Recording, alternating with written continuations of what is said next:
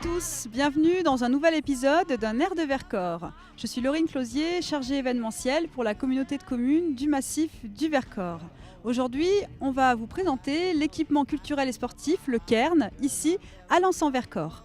Alors historiquement, de nombreux événements sportifs et culturels depuis quelques années sont organisés sans cesse sur le territoire et on parle culture, donc c'est pour cela que le territoire s'est doté de 3 salles culturelles. Alors on peut parler du Rex à Villard-de-Lans, bien sûr du Centre culturel européen de la montagne à Autran et Audran-Vercors et bien entendu pour terminer, et on en parlera tout à l'heure, le Centre culturel sportif ici même basé à Lens-en-Vercors. Alors on va aller rejoindre Marie qui est la directrice de cet équipement pour un petit peu savoir à quoi sert le Cairn ici.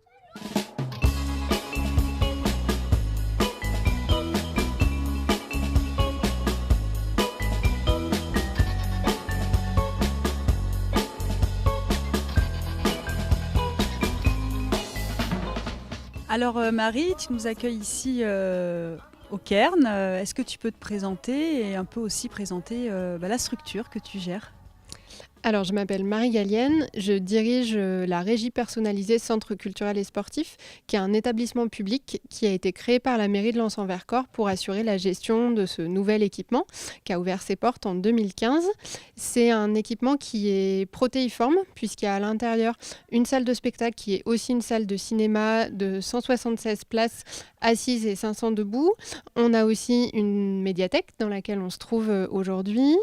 Il y a une salle de danse, un dojo, 2 salles de musique, une salle de réunion et des espaces d'exposition. Donc plein d'activités différentes qui s'y déroulent. Et il y a une dizaine d'associations différentes qui investissent ce lieu chaque semaine. Alors j'ai vu beaucoup d'enfants ce matin, ça fusionne, ça bouillonne, c'est super chouette. Il y a toujours autant d'enfants ici ? Alors là, on est mercredi matin, donc c'est un jour qui est très propice aux enfants. Mais par contre, le Cairn, ça bouillonne tout le temps, puisque la plupart du temps, tous les espaces du Cairn peuvent être occupés en parallèle. Donc avec un certain nombre d'enfants, mais aussi des adultes, aussi bien dans les pratiquants des activités sportives et culturelles que sur les spectacles, les séances de cinéma ou ici à la médiathèque. Et puis principalement des habitants quand même, à la fois de Lens-en-Vercors, mais aussi de tout le plateau du Vercors, et puis aussi des touristes pendant les périodes touristiques. Alors du coup, on parlait de la médiathèque, il y a aussi la magnifique salle de spectacle du Cairn. La programmation, comment ça se passe ? Est-ce que tu t'entoures de personnes ? Est-ce que c'est toi qui l'as fait toute seule ? Comment se passe une programmation pour une salle telle que le Cairn ? Et quels sont les objectifs que tu as en tant que directrice aussi sur cet équipement-là ? Alors au niveau de la programmation culturelle, les objectifs qu'on a nous, c'est d'une part d'offrir une diversité de spectacles et de propositions artistiques aux habitants et aux touristes qui viennent sur le Vercors.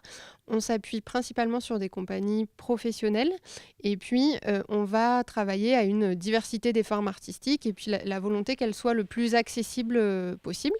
Et ensuite, sur la construction de la programmation, on va travailler ça en partenariat avec la commune, avec l'office de tourisme intercommunal, avec la médiathèque et puis ponctuellement avec d'autres partenaires aussi en fonction des projets. Et puis ensuite, c'est principalement l'équipe du Cairn qui va étudier les très nombreuses propositions qu'on reçoit. On en cherche aussi de notre côté, mais toujours avec un objectif de qualité, de variété et d'accessibilité des propositions artistiques. Concrètement, ça ressemble à quoi alors la programmation du Cairn ?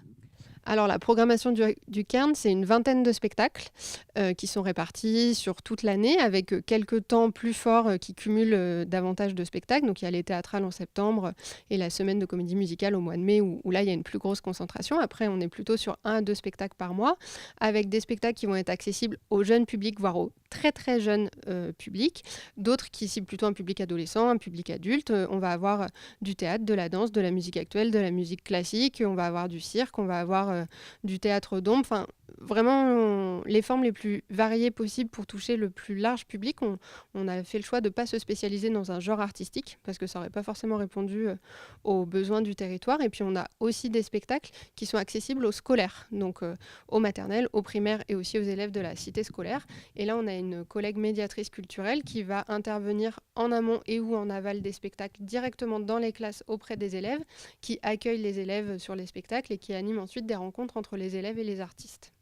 Donc une programmation bien éclectique. Du coup, je pensais, de par mes missions, qu'effectivement, il y a de plus en plus de bénévoles qui sont friands d'aider pour l'organisation des événements en général.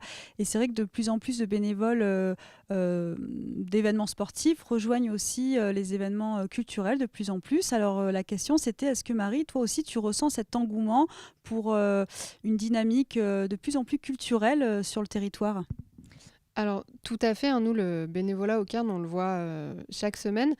On le voit avec toutes les activités associatives qui se déroulent ici. On le voit aussi avec la médiathèque qui a un gros réseau de bénévoles. Et puis, nous, au sein du Cairn, que ce soit pour les événements qu'on organise ou pour l'accueil sur les spectacles, pour accueillir des artistes chez eux, on a un réseau de bénévoles très dense, très investi et sans lequel le Cairn n'aurait absolument pas la vitalité qu'il a aujourd'hui. Écoute, je crois qu'on a fait le tour, en tout cas, des questionnements autour de la culture ici au Cairn. Donc, grand merci Marie de nous avoir reçus dans ce magnifique endroit, dans cette belle structure qui est le Cairn à Lens-en-Vercors. Alors, on va aller rejoindre maintenant, on va aller se dégourdir les jambes aussi un petit peu et rejoindre Laurence Coche qui est en charge de la mobilité à la CCMV, à la communauté de communes du Massif du Vercors. Et on va parler un petit peu mobilité et équipement plutôt via Vercors.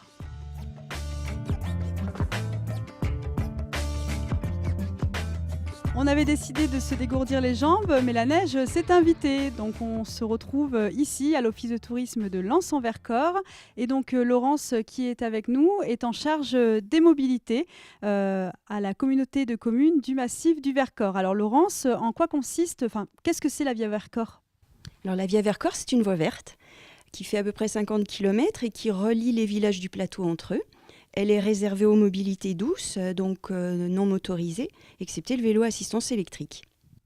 Merci beaucoup. Donc Laurence, tu seras la nouvelle ambassadrice et animatrice du prochain épisode, Un air de Vercors. Donc je te passe le flambeau. Alors, merci Laurine. Et donc je vous donne rendez-vous dans le prochain épisode d'Un air de Vercors pour découvrir avec moi la Via Vercors.